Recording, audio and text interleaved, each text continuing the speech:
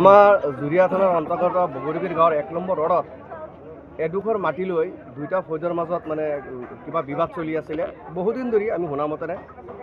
এতিয়া তেওঁলোকে দুই পক্ষই আইনৰ প্ৰক্ৰিয়া লৈছিলে, এক পক্ষই আজি আইনী প্ৰক্ৰিয়াত মানে ৰায় পাইছে। সেইকাৰণে আজি প্ৰশাসনৰ লোক আহি ইয়াত উপস্থিত হৈ মাটিখিনি উচ্ছেদ কৰি আছে। আৰু কিমান দিন ধৰি আছিলে এই মানুহখিনি ববা কৰি আছিলে? এইটো ইমানখিনি নাজানো, কিন্তু কম মোৰ এটা সম্ভৱ প্ৰায় 30-35 বছৰ হ'ব চাগে, তেনেকৈ শুনা পাইছোঁ মানুহৰ মুখত। কেছ চলি আছিলে? আদালতৰ নিৰ্দেশত আজি উচ্ছেদ চলি আছে। আদালতৰ নিৰ্দেশমতে আজি উচ্ছেদ চলি আছে। আজি ইয়াত প্ৰশাসনৰ লোক আহি উপস্থিত হৈছে, তেওঁলোকৰ সন্মুখতে আজি এই উচ্ছেদ কাৰ্য চলি আছে। ঠিক আছে, থেংক ইউ। যিকোনো খবৰৰ বাবে যোগাযোগ কৰক আমাৰ এই নম্বৰত 9181 307 221।